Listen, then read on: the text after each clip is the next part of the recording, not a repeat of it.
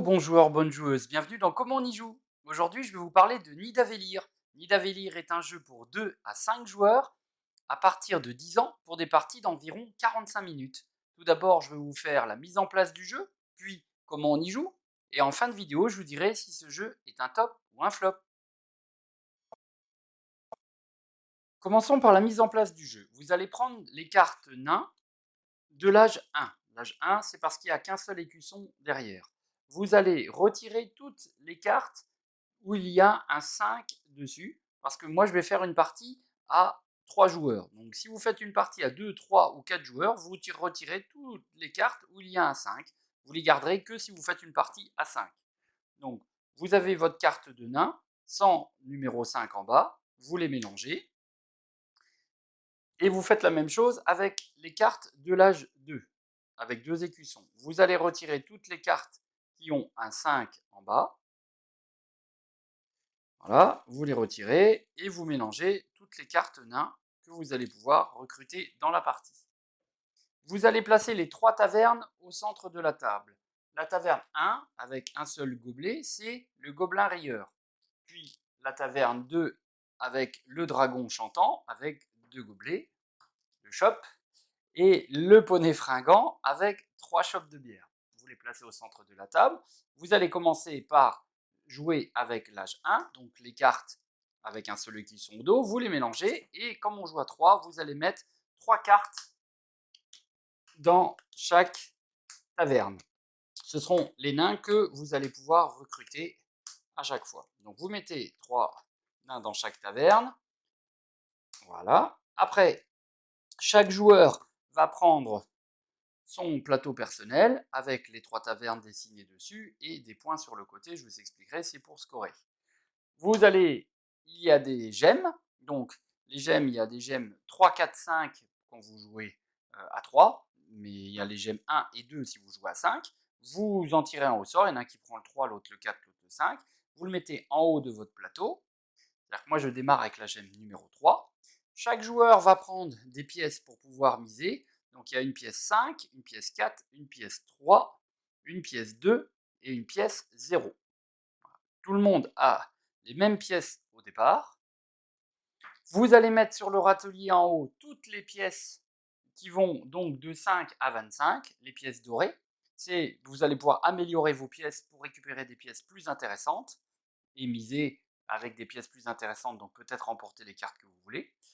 Sur le côté, sur les râteliers, vous allez pouvoir mettre toutes les cartes héros qu'on va pouvoir récupérer au fur et à mesure de la partie qui vont vous permettre d'améliorer votre jeu.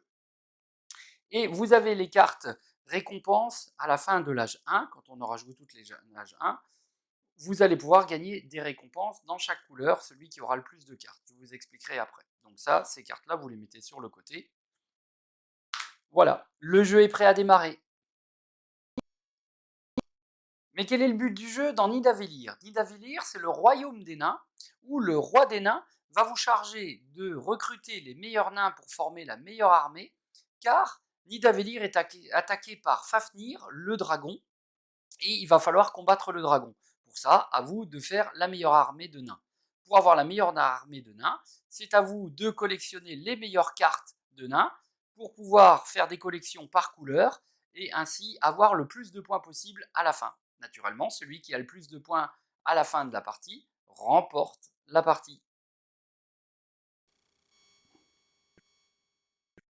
Commençons un tour de jeu. Donc, vous avez vos 5 pièces et vous allez positionner face cachée une pièce dans chaque taverne en fonction de ce que vous voulez recruter. Donc par exemple, moi je peux mettre ma pièce 5 sur le premier, face cachée, je peux mettre ma pièce par exemple 3 sur le deuxième, et ma pièce 0 sur le troisième. Les deux pièces 4 et 2 que je n'utilise pas, je les mets face cachée pour pas que les autres puissent voir ce que je n'ai pas joué. Tout le monde joue ces pièces sur ces tavernes. Une fois que tout le monde a joué, on retourne la première taverne. Voilà, tout le monde montre sa pièce. Celui qui a le chiffre le plus grand joue en premier. Donc imaginons si c'est moi avec mon 5 qui gagne, je recrute le nain que je veux de la couleur que je veux. Donc par exemple, je décide de prendre le nain bleu et je le pose dans ma collection. Après, le deuxième joueur qui est le plus fort prend une des deux cartes qui restent et le troisième prend la troisième carte. Peu importe. Voilà. Après, une fois que c'est fait, eh ben, nous allons faire la même chose avec la deuxième taverne. Je retourne mon jeton, j'ai 3, et les deux autres joueurs retournent aussi leur pièce pour voir qui a gagné. Si jamais, imaginons, on est 2 joueurs, Nick et moi, on a mis la pièce 3. On est premier, et par exemple, le troisième joueur, lui, avait mis une pièce 0. Donc, on est à égalité tous les deux, et ben on regarde la gemme. Et donc, la gemme, comme lui, il a une gemme de 5 et moi une gemme de 3, c'est lui qui va choisir en premier. Donc, par exemple, il prend une carte, moi je choisis en deuxième, je prends une autre carte, et le troisième joueur prend la troisième carte. Et comme on a fini la taverne et qu'il y a eu une égalité, eh bien, on inverse nos gemmes. C'est-à-dire, moi je récupère son 5 et lui récupère mon 3. Donc, ça veut dire que la prochaine fois, en cas d'égalité, comme moi j'ai la gemme 5, c'est moi qui aurai le droit de choisir en premier. Donc, ça s'équilibre. Vous êtes une fois premier, une fois dernier. Voilà. Et on fait ça avec la troisième taverne. Donc la troisième taverne, donc si ils sont en premier, ils choisissent. Et donc moi avec mon 0, je vais sûrement me retrouver en dernier, sauf si un autre a aussi mis son jeton 0, où là, lui aussi va se retrouver à égalité avec moi, et là c'est les gemmes. Si par exemple, eh ben, on est tous les trois à égalité, eh ben, moi j'ai la gemme 5, je joue en premier, la gemme 4 joue en deuxième, la gemme 3 joue en troisième, et comme on est 3 joueurs, il n'y a que la 5 et la 3 qui changent, celui qui a la gemme 4 ne change pas. Voilà. Donc pourquoi jouer une pièce 0? Vous allez me dire 0 c'est pas terrible, avec 0 on est sûr de perdre, mais il y a un petit dessin à côté qui dit qu'on va changer. C'est comme ça qu'on va pouvoir changer nos pièces. Donc c'est-à-dire vous allez pouvoir en fait échanger une de vos deux pièces que vous n'avez pas joué. Moi je n'ai pas joué ma 4 et ma 2, et donc je vais additionner les deux pièces, 4 plus 2, 6, et ma pièce de plus grande valeur va devenir l'addition des deux. Donc ma 4 est changée en 6. Donc je retire ma 4 parce que ça c'est une 4 d'origine, donc je la retire, et je vais prendre la pièce 6 qui est dans le râtelier. Donc maintenant j'aurai une pièce 6. Donc voilà comment vous allez pouvoir faire progresser vos pièces au fur et à mesure. Donc toutes les cartes ont été distribuées, hein, imaginons, voilà, on a fini toutes les tavernes, on récupère nos pièces, nous allons remettre des nouvelles cartes, toujours de l'âge 1, donc 3 cartes par taverne, ça ne change pas. Et maintenant, on va remiser taverne par taverne sur notre plateau personnel pour récupérer les cartes. Et maintenant, j'ai toujours 5 pièces, on aura toujours 5 pièces, mais maintenant, je n'ai plus une pièce 4, mais une pièce 6. Et à vous de faire progresser vos pièces pour avoir la plus grosse pièce, la 25, et pouvoir être sûr de choisir en premier. Voilà, donc ainsi de suite. Vous allez faire des collections, mais ce qui est intéressant dans ce jeu, c'est qu'à un moment donné, quand vous allez faire des collections, vous allez pouvoir récupérer une carte de chaque couleur. Donc, on fait des colonnes pour pouvoir marquer le plus de points possible. C'est pour ça qu'en fait, il y a ça, c'est-à-dire les verts. Je vais vous expliquer après exactement chaque couleur, comment vous gagnez des points. Mais quand vous réussissez à avoir une carte de chaque couleur, c'est-à-dire une verte, une violette, une orange, une bleue et une rouge, et bien là, vous allez pouvoir choisir un héros. Donc, vous allez pouvoir prendre sur leur atelier un des héros que vous voulez. Donc, vous avez les héros de couleur qui vous permettent de redescendre d'un cran par colonne. Par exemple, si vous prenez Zoral, Zoral est assez intéressant parce que lui, il donne pas beaucoup de points, il a que des 1 et des 0, mais il descend de 3 crans. Ça veut dire pour faire des lignes, eh ben, vous êtes déjà tranquille pendant 3 crans. Si vous prenez Logdur, naturellement, lui, il vaut 3, il est plus intéressant, mais il descend que d'un cran. Donc à vous de gérer ce qui vous plaît. Voilà. Ça, ce sont des possibilités dans les couleurs pour pouvoir descendre plus vite dans chaque couleur et surtout de continuer à faire des lignes pour récupérer à chaque fois un nouveau héros. Chaque fois que vous allez faire donc une ligne de chaque couleur, donc vous aurez au début une ligne de 1, puis après une ligne de 2, puis une ligne de 3, une ligne de 4 pour récupérer chaque fois qu'il y a une ligne de fête, vous allez pouvoir récupérer des héros. Alors, c'est pas grave si par exemple dans une ligne, vous avez avancé, par exemple dans une ligne, vous avez déjà 3 violets, vous avez 3 violets de posés, et pour l'instant, qu'un de chaque autre couleur. Hein. Chaque fois que vous arriverez à la deuxième ligne, que vous avez 2 de chaque, là vous pourrez prendre un héros, puis 3 de chaque, là vous pourrez prendre un héros. Mais vous pouvez descendre dans l'ordre que vous voulez sur chaque colonne. Donc les autres héros que vous pouvez prendre, ce sont les héros qui sont noirs, donc ça c'est un peu différent parce que vous n'allez pas descendre Ça ne va pas vous donner des couleurs d'une carte, mais ça va vous donner par exemple des bonus. Les dwergs, ce sont les frères. Si vous en avez un, vous marquez 13 points. Si vous en avez deux, vous marquez 40 points. Si vous en avez trois, vous marquez 81 points. Vous voyez, donc ça, c'est plutôt une collection dans la collection. Vous avez aussi d'autres héros qui vous permettent, par exemple, comme Astrid, de marquer en points la pièce la plus importante que vous aurez à la fin. C'est-à-dire, si vous avez réussi à avoir la pièce 25, et bien à la fin, vous marquerez 25 points de plus parce qu'elle rajoute la pièce de plus grande valeur de votre collection. Voilà. Donc, vous voyez, il y a différents moyens de collectionner des points, soit en prenant des héros noirs qui vont plus marquer des points tout de suite, soit en prenant des héros de couleur qui vont vous permettre de descendre dans les colonnes et de compléter des lignes si vous en avez besoin, ou de descendre plus vite pour récupérer encore d'autres héros, et ainsi de suite. Donc, il faut penser à chaque fois à descendre dans les colonnes, pour plus vous allez descendre, plus vous allez scorer, mais il faut aussi penser à faire des lignes, pas négliger certaines couleurs, pour pouvoir récupérer des héros qui vont vous permettre d'améliorer votre nombre de points. Maintenant, regardons comment on compte les points.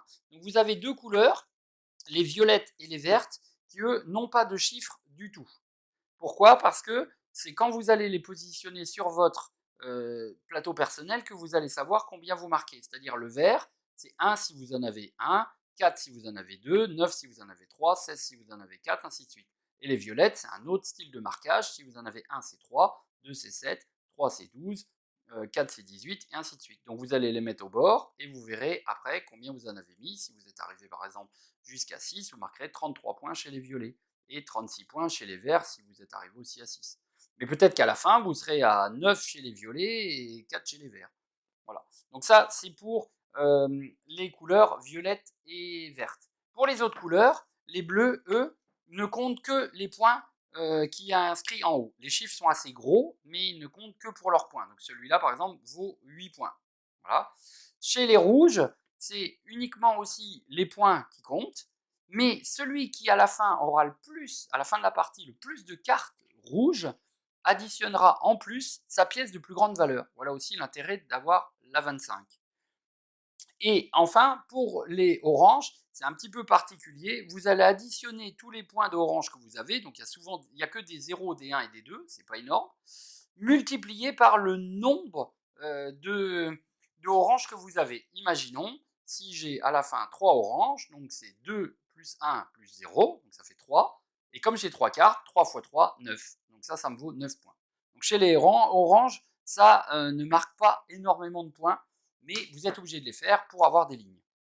Sachant que les oranges, les bleus et les verts sont les cartes où ce sont les nains les moins présents dans le jeu. Il y a beaucoup plus de nains violets et rouges que de orange, bleu et verte. Donc, je vous conseille d'aller chercher déjà les couleurs quand vous pouvez, qui sont le moins présents dans le jeu. Et on a vu donc à la fin de l'âge 1 qu'il y a des récompenses. Donc, une fois qu'on aura fini toutes les cartes de l'âge 1, on va compter. Celui qui aura le plus de cartes rouges va pouvoir augmenter une de ses pièces de 5. Donc, tout de suite, la pièce qu'il veut, parmi ces 5 pièces, il va pouvoir l'augmenter et marquer et prendre une pièce de 5 plus grande valeur. Par exemple, si sa meilleure pièce, c'est 10, eh ben, il veut améliorer celle-là s'il a envie, ou il peut améliorer un 2 ou un 3, mais s'il décide d'améliorer son 10, il prend la pièce 15. Celui qui a le plus de cartes vertes à la fin de l'âge 1 va changer sa pièce 0 en 3. C'est-à-dire qu'il va prendre cette pièce-là. Et en fait, cette pièce-là lui permettra toujours de changer ces deux pièces qu'il n'a pas jouées, mais en plus, maintenant, quand il misera 3. Il n'aura plus de 0. Donc, c'est plus intéressant. Le joueur qui aura le plus d'orange à la fin de l'âge 1 va récupérer le gemme 6. Alors, le gemme 6, c'est celui-là, ce qui fait que lui, il ne donnera jamais son gemme. Il le garde tout le temps, et comme il est 6, naturellement, il est toujours premier. Donc ça vous permettra d'être toujours premier en égalité. Et en plus, avec ce gemme 6, eh bien, il fait plus 3 à la fin de la partie. Donc ce gemme vaut 3 points. Voilà. Les violets, si vous êtes premier chez les violets, eh ben vous allez récupérer une carte violette qui vous permet de descendre directement de 2. Donc c'est assez intéressant parce que vous allez pouvoir direct descendre de 2. Et la carte bleue, donc si vous êtes majoritaire chez les bleus, on va prendre 3 cartes de l'âge 2. Les 3 premières cartes, vous allez les regarder, il n'y a que vous qui allez les regarder. Vous allez en choisir une et on remélange les deux autres dans la pile de l'âge 2. Donc ça veut dire que vous aurez une carte de plus et une carte d'avance sur les autres joueurs. Donc ça donne un petit objectif de fin de manche, de première manche. Donc c'est à vous d'essayer de descendre assez bas, mais c'est vraiment toujours ce dilemme dans ce jeu. Il faut descendre bas dans les colonnes, mais il ne faut pas négliger les lignes pour pouvoir récupérer des héros. Voilà, donc à la fin de l'âge 2, on compte tous ces points par colonne, et celui qui a le plus de points remporte la partie. Mais en plus de toutes les colonnes de couleurs, vous allez aussi compter tous les points des pièces que vous avez. Donc plus vous améliorez vos pièces, plus vous allez compter combien valent vos pièces à la fin. Donc si vous avez que des 2, des 6, des 0 et des 3, vous n'avez pas grand-chose. Si vous avez réussi à récupérer la 25, la 20, la 18, ben naturellement, l'addition de toutes vos pièces a une plus grande valeur. Voilà. Donc vous allez compter tout ça, et celui qui a le plus de points, naturellement, remporte la partie. Alors, Nidavellir, est-ce un top ou un flop? Moi, j'aime beaucoup ce jeu, même énormément ce jeu, parce que c'est un jeu de collection. Et on ne sait pas souvent qu'on arrive à trouver un jeu de collection comme ça, assez simple, où on collectionne des cartes de différentes couleurs, et à la fin, on compte la partie. Donc, sur le principe, c'est assez sympa. Il y a une deuxième chose qui est vraiment sympa, c'est le fait de pouvoir miser. Il y a un peu des mises cachées à chacun, et on retourne à dire, oh là, qui a mis quoi? Est-ce que je peux choisir en premier? Parce que j'ai vraiment envie d'avoir cette carte verte, parce qu'il me manque une verte pour pouvoir récupérer un héros, mais est-ce que je mets mon gros chiffre, est-ce que je le mets pas? Mais du coup, si vous mettez vos gros chiffres sur les tavernes, vous n'allez pas améliorer vos pièces, parce que pour pouvoir améliorer vos pièces, vous améliorez les pièces que vous n'avez pas jouées. Donc, vous avez toujours envie de mettre des gros chiffres pour récupérer les cartes, mais si vous ne faites pas progresser vos pièces, eh ben, vous ne marquerez pas beaucoup de points, et surtout à la fin, c'est pas vous qui êtes prioritaire pour choisir. Donc au début, comme toutes les couleurs sont intéressantes, faites évoluer vos pièces le plus rapidement possible. Voilà. Après, à vous de bien faire des lignes pour récupérer les héros qui sont intéressants. Je vous conseille de récupérer surtout des héros qui vous permettent de descendre dans les couleurs en premier, parce que ça va permettre d'aller plus vite et de faire des lignes encore plus vite pour récupérer de nouveaux héros. Donc ça, c'est plus intéressant. Les héros noirs, on les prend plutôt en dernier quand on sent qu'on ne pourra plus refaire une ligne avec une couleur de chaque parce qu'il n'y a plus assez de cartes. Et là, vous allez pouvoir essayer de descendre le plus vite possible, parce que certaines cartes, par exemple, vous permettent de descendre de 3 crans, par exemple, chez les violets à la fin, mais il va falloir que vous brûliez une carte. Ça veut dire qu'il faudra retirer une carte d'une autre couleur de votre jeu. Donc, c'est une collection qu'il faut arriver à agencer correctement. Donc, pensez à améliorer vos pièces, pensez à récupérer les bonnes cartes. Donc vraiment, les cartes intéressantes, je peux vous dire d'avance, c'est vraiment Zoral, parce que celle-là, elle permet de descendre de 3. Donc vous êtes tranquille après, dans les oranges, vous n'avez pratiquement plus besoin d'en récupérer. Et, et, et Aral, parce qu'elle permet aussi de descendre de 2 chez les verts. Et les oranges et les verts, ce sont les couleurs qu'il y a le moins. Donc c'est toujours intéressant, on n'a plus besoin d'aller chercher ces couleurs-là, et vous irez plutôt chercher les cartes violettes, qui elles sont plus faciles à trouver. Voilà, donc je vous donne des bonnes astuces, et à vous de calculer en quel tour, donc à 3, en 4 tours, vous arrivez à récupérer la 25 si vous faites des petits calculs mathématiques. Moi j'ai déjà prévu tout ça. Voilà. Ne négligez pas les cadeaux de fin de manche 1, c'est vraiment intéressant de pouvoir récupérer la gemme orange, donc ça c'est pas mal, de récupérer la pièce verte, voilà. Pensez que les rouges, à la fin de la partie, celui qui a le plus de rouges gagne sa pièce de plus grande importance, donc ça peut être la 25 ou la 24 ou la 23, donc c'est pas négligeable. Donc à vous aussi d'essayer d'être toujours majoritaire chez les rouges. Vous voyez, il y a plusieurs tactiques possibles. Donc ce jeu est à la fois un jeu de collection, un jeu d'enchères un peu, hein, de mise. Donc ça c'est assez sympa aussi. Et puis le fait qu'il y ait à la fois les colonnes et les lignes à gérer, ça donne un petit peu plus de piment à la partie. Donc c'est un jeu que je recommande pas spécialement à deux, parce qu'à deux, il y a aussi 3 cartes, on en prend une, l'autre en prend une, on jette la troisième, et du coup, il n'y a pas la course à être premier, parce que vous aurez quand même le choix entre deux. Ce jeu vraiment est super efficace à 3, 4 ou 5. Donc si c'est très fluide, on joue tous pratiquement en même temps. Donc si vous cherchez un jeu à 5 où il y a très peu d'attente, parce que tout le monde mise en même temps, après chacun récupère une carte, on prend un héros s'il y a besoin, on améliore une pièce, ça va assez vite. On joue en une demi-heure, franchement, même à 5, une demi-heure, trois quarts d'heure, il n'y a aucun problème, ça va assez vite. Et vous pouvez refaire plusieurs parties pour que les gens comprennent bien le jeu et essayent de s'améliorer. Mais voilà, donc à 2, c'est pas super top, je le conseille pas vraiment. Mais à 3, 4, 5, il est vraiment, vraiment génial. Voilà, c'est un jeu que je vous conseille. À la boutique aux bons joueurs aussi, Céline l'aime beaucoup, c'est un jeu qu'elle apprécie beaucoup. Donc je suis très content d'avoir fait cette vidéo parce que je peux vraiment vous inciter à acheter ce jeu. C'est un super, super jeu. Je pense qu'en 2020, quand il est sorti, c'est vraiment un jeu qui a été très apprécié et qui maintenant devient très connu. Voilà. Donc, n'hésitez pas à aller le chercher à la boutique aux bons joueurs à Avranches. Et moi, je vous dis à bientôt pour une nouvelle vidéo de Comment on y joue.